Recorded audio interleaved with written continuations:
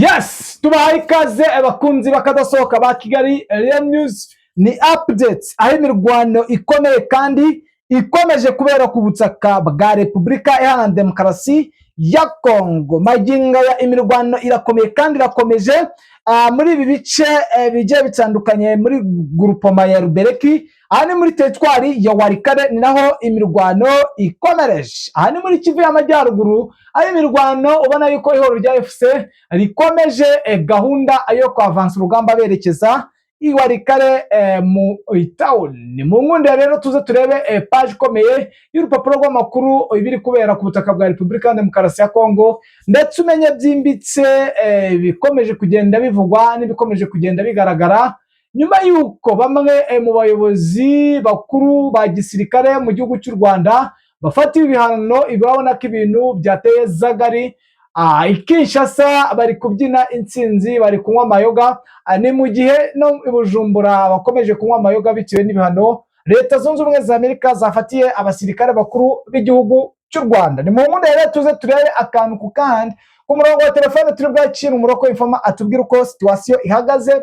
Ni munyemerere tutabatindiye turebere hamwe uko situation ihagaze, n'ubundi ni update nizo ziba zituzanye. Mbere na mbere ariko tubashimire mwe mwahisemo kubana natwe. Ikindi namwe mukiza bwa mbere cyangwa mukiza kuri no chaîne bwa mbere, nta kindi musabwa uretse gukwanda kuri subscribe, ukajya ukora like, ukanasharinga, bityo ukaba umunyamuryango mugari w'abadahwema kumva amakuru acukumbuye kandi yizeye kuri iyi Kigali Real News. Abatari mu nzira rero ndi Damien Umugisha ku murongo wa telefone, reka twakire umuroko w'infoma Bwana Bizima atubwira uko situation ihagaze ku murongo w'imbere y'urugamba, ndetse turebera hamwe ibikomeje kugenda biba n'ibikomeje kugenda bigaragara muri ibi bice byose biri muri teritwari mu materitwari hano teritwari ya Warikare, kuko abantu benshi ntabwo bari bamenye amakuru ari kubera muri Warikare, ariko AFC ikomeje kwavansa urugamba.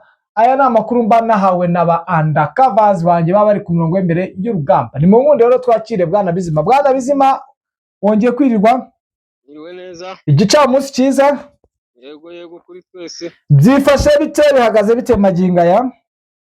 Yego, reka abwire muri Plaine de Rusizi muri Sud Kivu imirwano isa n'iri gutegurwa cyane, ubona ko harimo ubushamiranye cyane hagati ya FARDC ndetse M23. ubona ko bari kurebana y'ingwe bitewe n'intera barimo, kuko ubona ko defense zabo zisa n'izisatiranye, zegeranye cyane ku buryo budasanzwe, bitewe n'imyiteguro iri ku mpande zombi. Ubona buri wese asa n'uri guhonda agatoki ku bijyanye na operasiyo iri gutegurwa muri aka gace. Aka ni agace ubona ko FARDC isa naho yafashe umugambi wo gusa naho irungika wazarendo cyane nyinshi ku rwego rwo hejuru zisatira agace ka deployment za M23 muri Plaine de Rusizi. ubona ko bariye karungu ndetse n'imyirahiro myinshi cyane yuko hari ikintu bagiye guhindura ahangaha, ndetse bagiye gukubita M23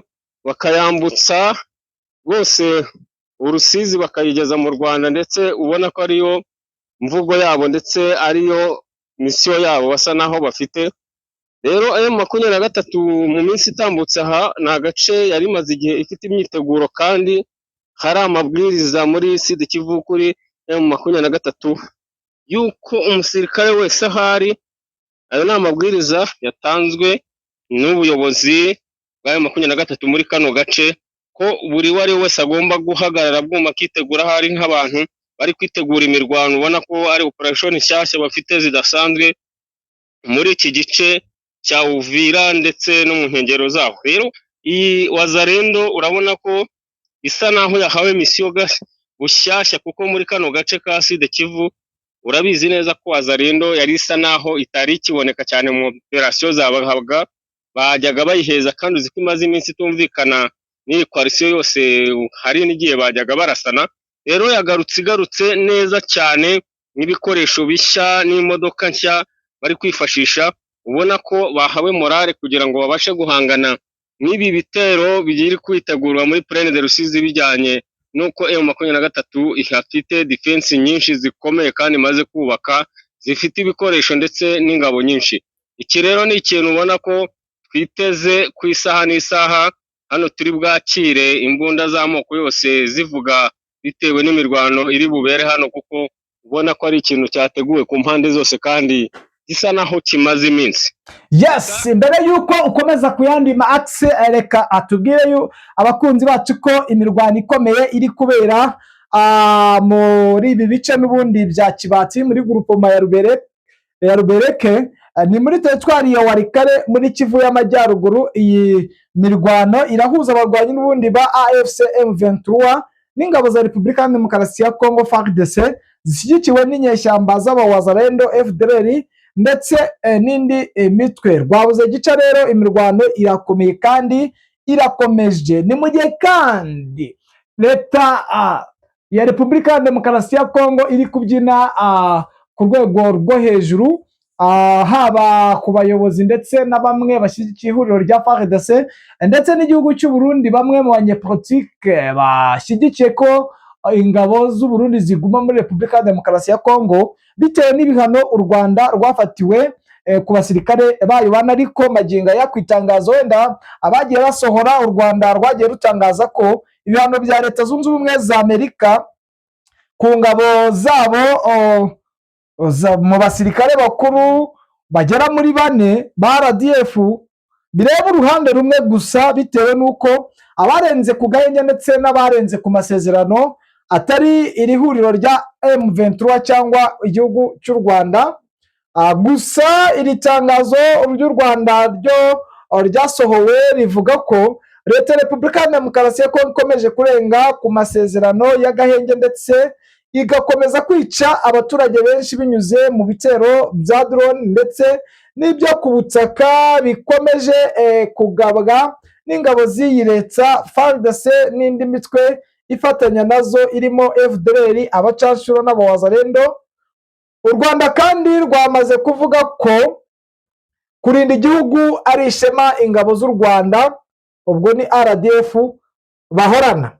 Bwana Bizima, ibi bintu byakozwe na Leta Zunze Ubumwe za Amerika byongereye ingamba zikomeye kuri leta ya Kinshasa, aho ubona yuko noneho bari guhonyora, navuga ko bari gusya batanzitse abaturage b'inzirakarengane mu bice by'iminembwe. Duhe update sayi mu minembwe uko bimeze, nimba hari amakuru ufiteyo direct. Twe tuba dushaka update nk'uko n'ubundi biba bisanzwe, kugira ngo n'ubundi abakunzi bacu bamenye uko bihagaze.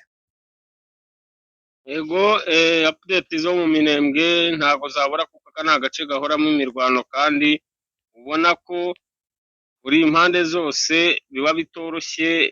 Imirwano yawo ntago ari iy'amasaha n'iy'iminsi, ndetse ushobora no kubona n'iminsi 3 birangiye nta gahenge gahari. Reka turanzikira hano muri Mikenke isa naho imaze igihe ari nk'agateranzamba no mu bitangazamakuru, ndetse tubivuge nk'abahari bakunda kwibeshyaho cyane. Iyi Mikenke ubu iri kugenzurwa n'impande zombi, ku ruhande rwa FARDC ni coalition ndetse na M23 na twirwaneho mu kindi gice. Bagabanyemo kabiri nk'uko mu gihe mu mirwano yari ikomeye za Poezero ariko byagenze. Yego, niko bimeze ubu. Ikiriho rero urugamba ruhinamiye aha kugira ngo buri umwe yigarurire agace kose kugira ngo abe ayitunze yuzuye, ariko ukabona ko akenshi cyane ahangaha impamvu ubona ko FARDC iri kuhakenera, ariko M23 na twirwaneho bafite agasozi bita Gaturiro. Aka Gaturiro ni agasozi keza cyane kari strategique bitewe n'ahantu kari, kuko gasa nakunamiye hejuru ya za Rwitsankuku ndetse na centre ya Minembwe, ku buryo kagenzura amasantere menshi agera nko muri 5 akunda kuberamo imirwano muri aka gace. Rero urabona ko FARDC irimo isunika cyane ishaka gufata iyi Mikenke yose ngo ibashe kubona uburyo ihasa nihashyira imbunda ibasha guhangana n'iyo defense iri kuri aka gasozi ka Gaturiro ya M23. ubona ko ari imbunda y'umusada ari ibasha kubananiza mu bice byose baturutsemo cyane ku rwego rwo hejuru. ubona ko aka gasozi bagafite nk'abakagwaho bagashira, kuko nabo ubona ko batagatakaza. ariyo mpamvu wumva Mikenke yabaye Mikenke nka Poezero, ariho ruhinamiranye ku mpande zose, buri wese abashaka kwigarurira aka gace. Ikindi kiri muri aka gace ka Minembwe nuko ubona ko ikintu M23 twirwaneho basa naho gihora gisa n'ikibaca intege ni uburyo bwa drone ziza bamaze kuregera neza basetinze aho abaturage bari cyane. Urabona ko mu gihe cy'intambara abaturage babahereza mu gice kimwe kugira ngo babashe kubarinda kuba bahitanwa n'ibisasu by'imbunda nini ndetse na za drone za hato na hato ziba ziri mu mirwano.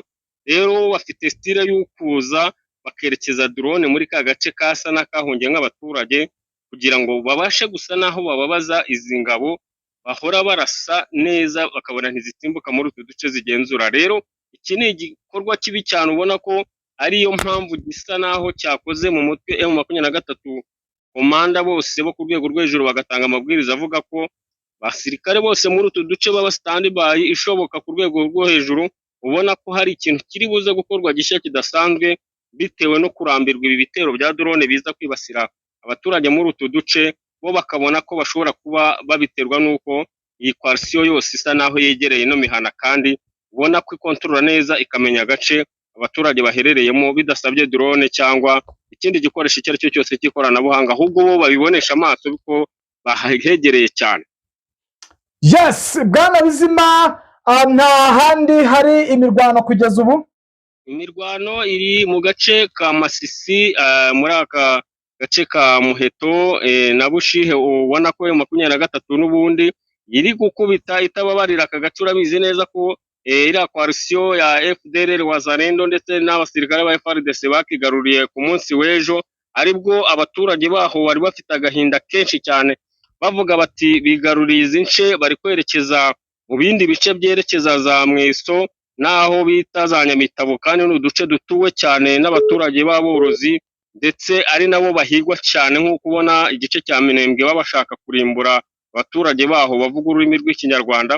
Rero ni ikintu gikomeye, ariyo mpamvu ubona ko hagiyeyo musada ku buryo bwihutirwa ndetse muri iri joro ryakeye, ku buryo ubu rwabyutse rwambikanye muri Muheto iyi ngiyi.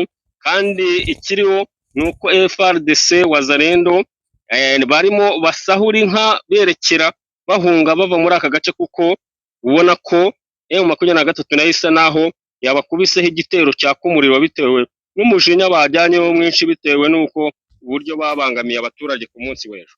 Yes, Bwana Bizima, reka tugushimire tukwifurize kugubwa neza. Update nakagaruka. Yego, urakoze cyane. Yes, nabo bakunzi bacu ba Kigali Real News, reka tubashimire tubifuriza amahoro y'Imana kandi Imana ikomeze ibane namwe, ariko sinjya nirengagiza kwihanganisha abari mu bibazo, abari muri zone y'intambara ndetse n'abarwayi muri rusange. Imana niyo nkuru. Ciao.